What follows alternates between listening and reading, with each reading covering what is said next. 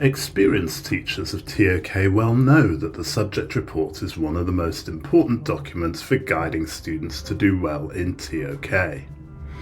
The subject report is written by the Chief Examiner after each exam session. It's an aggregation of the main points arising from the individual reports that each examiner has to write after they've marked the ToK essays and exhibitions. Therefore, it gives you great information on the common mistakes that students make, strong or effective approaches to questions, and most crucially, the examiners operationalise the assessment criteria.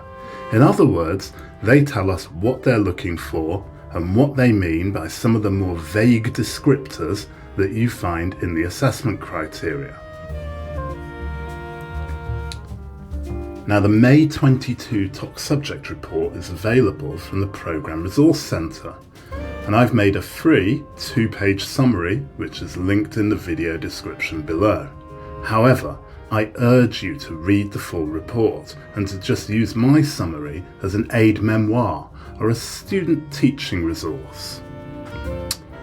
Now, the May 22 ToK subject report is particularly interesting to ToK nerds like me because it's the first time we have feedback from the examiners on the ToK exhibition, and it really clarifies some of the things that we were not sure about going into the May 22 exam session.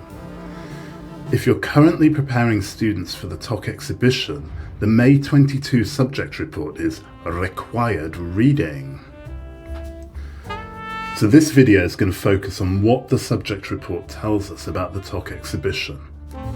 There's a section in the report on the essay, but that'll have to wait for another video. This video is just about the exhibition.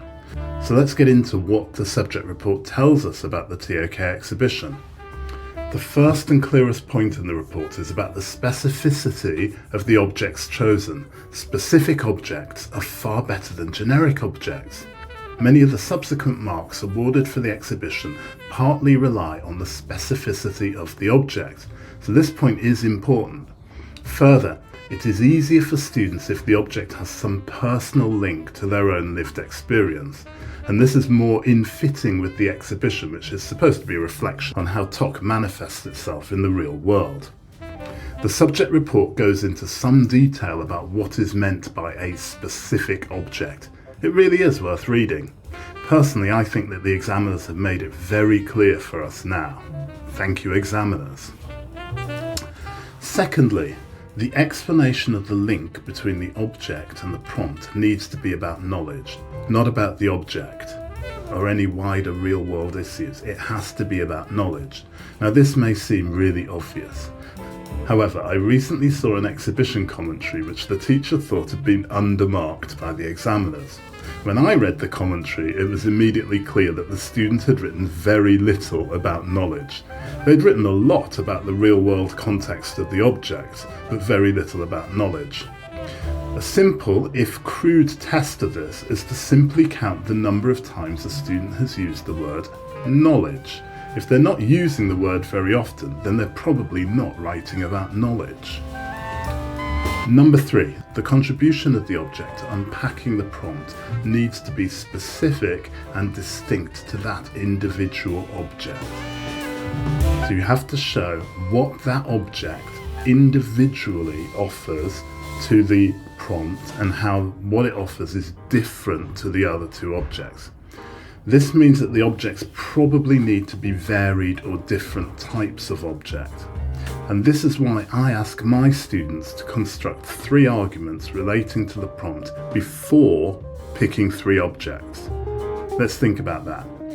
Identify the prompt, then work out the 3 arguments, then work out the 3 objects. This makes it much easier to score highly on this criteria. Fourthly, the report clarifies what's meant by evidence. It says quite clearly that evidence could be a study, documentary evidence, a news item, or thoughtful or expert opinion. Now, this is important for getting into the higher mark bands as well. Finally, the subject report contains a very interesting paragraph explaining that the exhibition is meant to be a reflection on how ToK manifests itself in the real world. A reflection.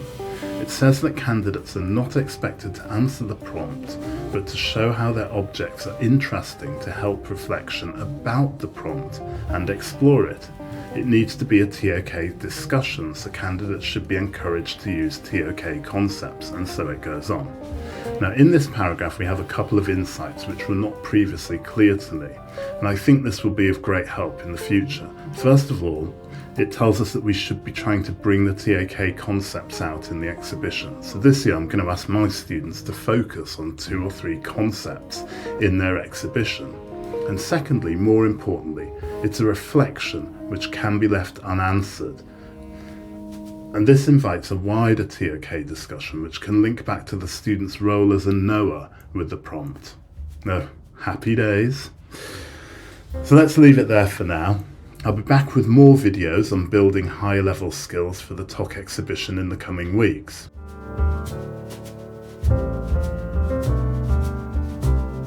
There are more details and resources available from the ToK Today website.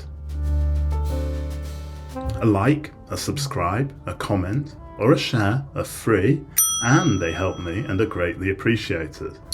In the meantime, I'll just wish you a ToK-tastic day. Bye.